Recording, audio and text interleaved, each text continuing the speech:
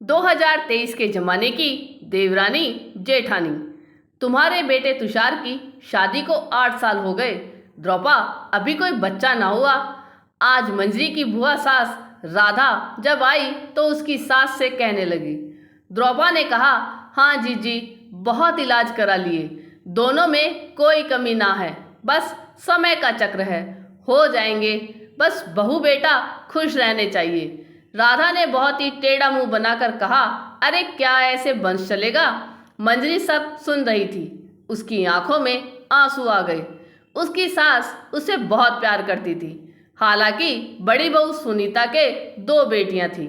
मंजरी उन्हें बहुत प्यार करती थी और सुनीता भी मंजरी को बिल्कुल छोटी बहन की तरह मानती थी। घर में सबको चिंता तो थी, पर सब ईश्वर के ऊपर छोड़ दिया था।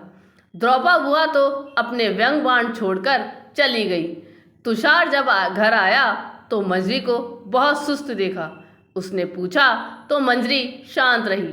वह शांति से बाहर बैठी पेड़ पर लटके बया के घोंसले को देख रही थी। शायद वह अंडे देने के लिए तैयार कर रही थी। उसने माँ से जाकर पूछा तो माँ ने बुआ की बात बता दी। तुषार ने कहा, माँ हम किसी बच्चे को गोद ले लेते हैं। जब मंजरी से कहा तो वह बोली, नहीं, ये दोनों बेटियां तो मेरी हैं, क्या ये इस घर का खून नहीं। उसी समय राधा आई और बोली, तुषार तेरा भाई कल आएगा। सुनीता की तबीयत कुछ दिन से सही नहीं है, उसे डॉक्टर के दिखा। मंजरी बोली, माँ मैं दीदी को ले जाती हूँ, वह कोई बात बताती नहीं। मंजरी जब सुनीता को डॉक्टर के पास ले गई तब डॉक्टर ने कहा, सुनीता जी खुशखबरी है आपको, पता नहीं चला 5वां महीना शुरू हो चुका है। सुनीता बोली, मैं तीसरा बच्चा नहीं चाहती। मंजरी बोली, दीदी ये आपका नहीं, मेरे लिए आ रहा है। सुनीता ने उसे गले लगा लिया, बोली, हाँ बहन, कुछ भी हो वह तेरा होगा। घर आकर जब मंजरी ने सबको बताया तो सब बहुत खुश हुए। सबसे अधिक खुशी मंजरी और तुषार को थी, क्योंकि वह तो किसी बच्चे को गोद लेने की सोच रहे थे। धीरे धीरे समय बीतने लगा। आज सुनीता को लेकर मंजरी अस्पताल गई थी। समय पूरा था। बाहर मंजरी, तुषार और राधा बेचैनी से इंतजार कर रहे थे। अचानक डॉक्टर बाहर आई, बोली, मुबारक हो, एक नहीं 2 जुड़वा बेटे हुए हैं। मंजरी तो खुशी के कारण पागल हो गई।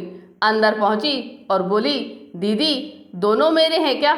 सुनीता धीरे से बोली, चारों तेरे हैं, 2 बेटी और 2 बेटे। राधा की आंखों में आंसू आ गए।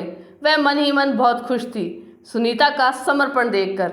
आज सूखे उपवन में नई बहार जो आ गई थी। आपको ये कहानी कैसी लगी यह कमेंट करके जरूर बताइएगा।